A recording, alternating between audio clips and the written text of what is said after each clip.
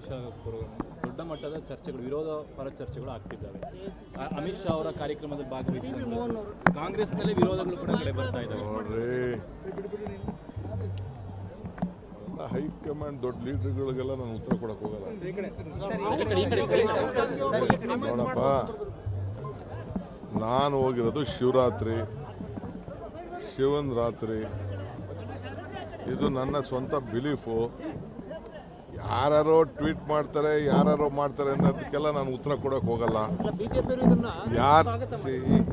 ನನಗೆ ಯಾವ ಬಿಜೆಪಿ ಸ್ವಾಗತನೂ ಬೇಡ, ಕಾಂಗ್ರೆಸ್ ಅವ್ರ ಸ್ವಾಗತನೂ ಮಾಡೋದು ಬೇಡ.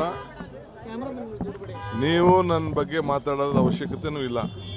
ಇದು ನನ್ನ ವೈಯಕ್ತಿಕವಾದ ನಂಬಿಕೆ.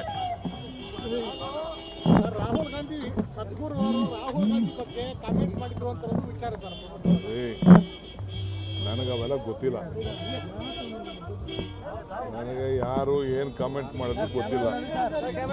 ನನಗೆ ಸದ್ಗುರು ಅವರು, ನಮ್ಮ ರಾಜ್ಯದವರು, ಮೈಸೂರವರು, ಇಲ್ಲಿ ಕಾವೇರಿ ವಿಚಾರ ಬಂದು ಹೋರಾಟ ಮಾಡಿದರು.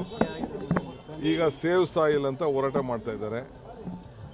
ನಮ್ಮ ರಾಜ್ಯದಲ್ಲೂ ಕೂಡ ಬೇಕಾದಷ್ಟು ಅವರ ಫೌಂಡೇಶನ್ನಿಂದ ಒಳ್ಳೆ ಕೆಲಸಗಳು ಮಾಡೋಕ್ಕೆ ಹೊರಟಿದ್ದಾರೆ.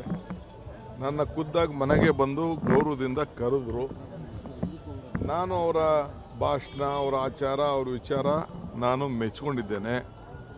ಅವ್ರು ಕೆಲವು ಪರ್ಸ್ನಲ್ಲು ಏನೋ ಮಾತಾಡಿದಾರ ನನಗೆ ಗೊತ್ತಿಲ್ಲ. ನೀವು ಹೇಳಿದ ಮೇಲೆ ಈಗ ಮಾತಾಡ್ತಾ ಇದ್ದೀನಿ, ತಿಳ್ಕೊಳ್ತಾ ಇದ್ದೀನಿ. ಸೊ ಯಾರ ಮಾತನ್ನ ಯಾರೂ ನಿಲ್ಸೋಕ್ಕಾಗಲ್ಲ.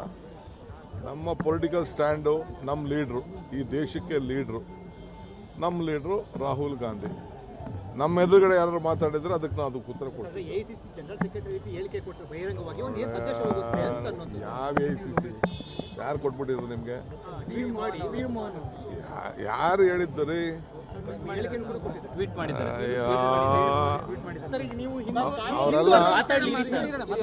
ಅವರೆಲ್ಲ ನ್ಯಾಷನಲ್ ಲೀಡರ್ಗಳಪ್ಪ.